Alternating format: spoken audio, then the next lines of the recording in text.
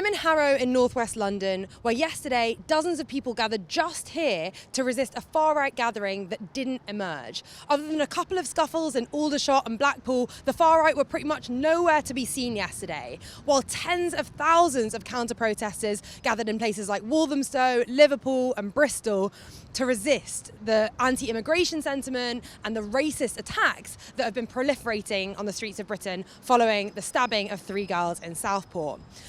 I've come here to figure out how people feel about the rioting that's happened over the past couple of weeks and whether they've sought any comfort from the counter-protests that have risen up in response to them. Harrow in northwest London is an area that has historically attracted waves of immigrant communities and as a result, a lot of attention from the far right. Oswald Mosley represented this constituency in the 1910s and 20s before he became leader of the British Union of Fascists. A century later, that history of fascism has come back to haunt the area. Just yesterday, dozens of people gathered to resist what ended up being a non-starter of a fascist protest. But the fear is still alive. We've come to Harrow to understand how the far-right protests of the past fortnight have made people feel and whether they've taken any comfort from the tens of thousands of people from Walthamstow to Liverpool to Bristol that have taken to the streets to say this is not our Britain. So how have you felt in the past week or so seeing all these far-right riots erupt across the UK? I think it's absolutely disgusting. My family's afraid, people don't want to come out. It's a weird, airy sort of feeling. It's horrible, to be honest. It's a really horrible experience. We are scared and because we are new here and I just joined 6 months back ago. You mean joined your partner? Yes, I joined my partner 6 months back ago and I think this is the first time I'm hearing about this riot and it's scared. I feel the society divide and the people are, especially the people of the color, they feel very afraid.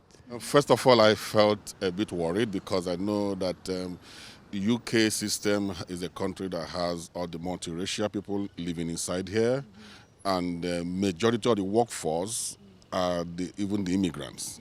From my own thinking, I might be wrong, but I'm thinking that the major people that is in the workforce are even the immigrants, so they should be able to live well.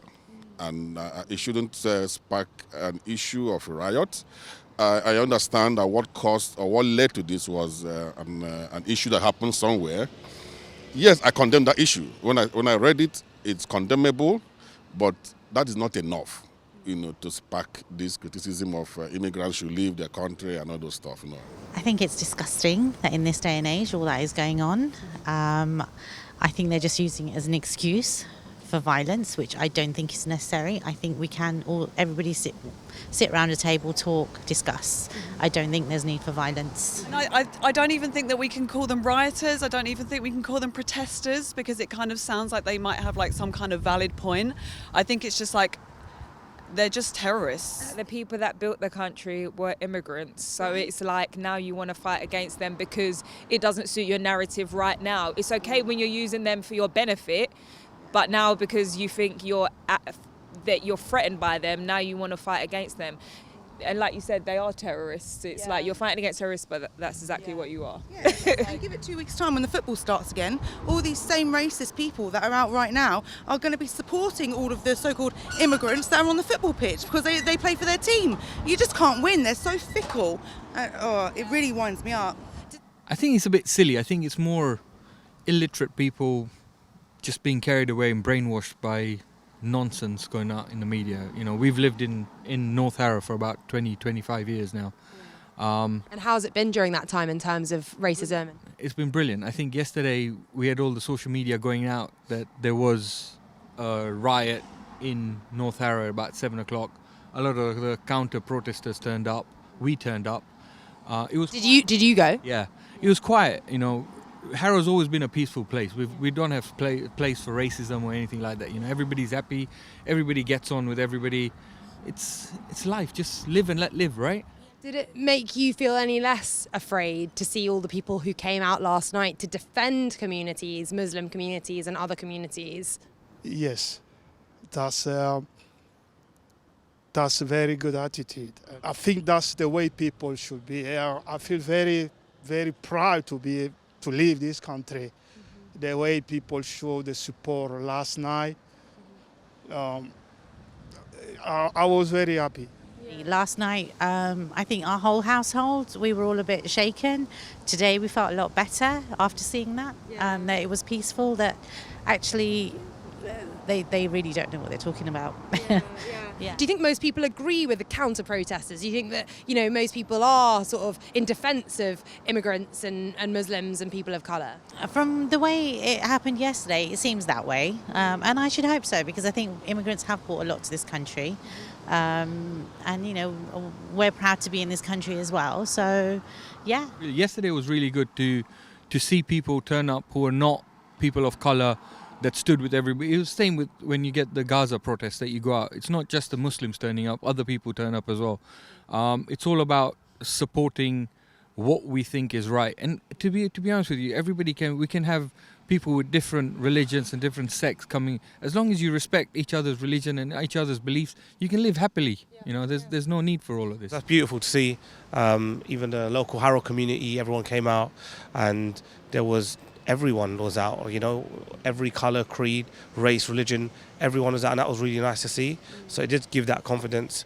Being from South Asian background, it gives you that sort of community feel to say, you know what, we are standing up against these racist people, and there's a few idiots in every community.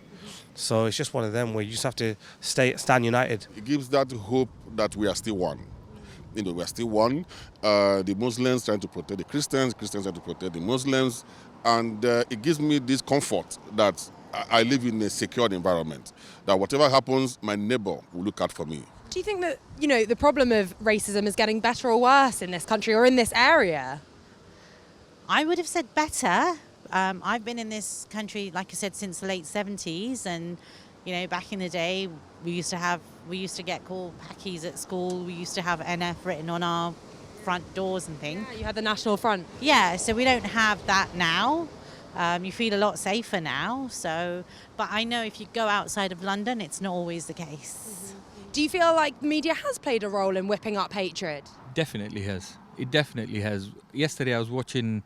It came up on my news feed. A Tory leader said something about saying anybody that says Allahu Akbar, you've got to be arrested. Absolute nonsense. All Allahu Akbar means is God is great. And everybody says that in their daily life. So I could say God is great and nobody would say anything. But just because I say it as Allahu Akbar, this is nonsense. Do you think it isn't just Tommy Robinson that's to blame for these riots that we've seen in the past week, or do you lay the blame exclusively with the far right? No. I definitely don't blame just Tommy Robinson. He's definitely one of the main characters, like one of the main people behind all of this hate. Tommy Robinson, Katie Hopkins, even Andrew Tate, like all of these, Nigel Farage, all of these names, they all align, and it's collectively what they've done is they've caused this divide and they've caused this hate, and it's beyond disgusting. Do you think that the media has been responsible for creating a culture of Islamophobia? Do you see that happening? 100%.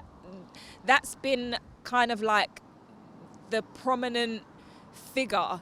And if you go back years, it's like, oh, the blacks were the issue. Oh, they kill each other. Oh, now it's the Muslims. They're terrorists. But we're forgetting IRA, terror. Like it's just whatever suits the narrative at the time, and people subscribe to it. So lose. For 10,000 people to show up in Walthamstow to say we're united, stand united, it just goes to show that there's more people that are not racist than racist. So, that should answer the question, to be honest. And that was really nice to see.